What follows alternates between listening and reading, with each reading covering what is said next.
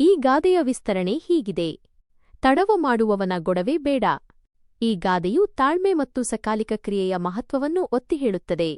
ಸರಳವಾಗಿ ಹೇಳುವುದಾದರೆ, ಯಾವುದಾದರೂ ಕೆಲಸವನ್ನು ಸಕಾಲಕ್ಕೆ ಮಾಡದೆ ತಡಮಾಡುವ ವ್ಯಕ್ತಿಗಳ ಜೊತೆ ಸಂಪರ್ಕವನ್ನಿಟ್ಟುಕೊಳ್ಳಬಾರದು ಅಥವಾ ಅವರ ಮೇಲೆ ಅವಲಂಬಿತವಾಗಬಾರದು, ಏಕೆಂದರೆ ಅಂತಹವರ ಒಡನಾಟದಿಂದ ಸಮಯ, ಶ್ರಮ ಮತ್ತು ಅವಕಾಶಗಳು ವ್ಯರ್ಥವಾಗಬಹುದು.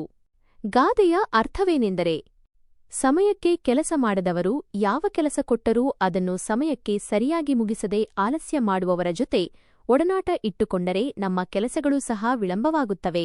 ಅವಕಾಶ ನಷ್ಟ. ಜೀವನದಲ್ಲಿ ಬರುವ ಅವಕಾಶಗಳು ಸೀಮಿತ. ತಡಮಾಡುವವರ ಕಾರಣದಿಂದ ಆ ಅವಕಾಶಗಳನ್ನು ಸರಿಯಾಗಿ ಬಳಸಿಕೊಳ್ಳಲು ಸಾಧ್ಯವಾಗುವುದಿಲ್ಲ. ಪ್ರಗತಿಗೆ ಅಡ್ಡಿ. ನಾವು ಒಂದು ಗುರಿಯನ್ನು ತಲುಪಲು ಪ್ರಯತ್ನಿಸುತ್ತಿರುವಾಗ ವಿಳಂಬ ಮಾಡುವ ವ್ಯಕ್ತಿಗಳು ನಮ್ಮ ಪ್ರಗತಿಗೆ ಅಡ್ಡಿಯಾಗಬಹುದು. ಅವರ ಕಾರಣದಿಂದ ನಮ್ಮ ಕೆಲಸಗಳ ವೇಗ ಕುಂಠಿತವಾಗುತ್ತದೆ.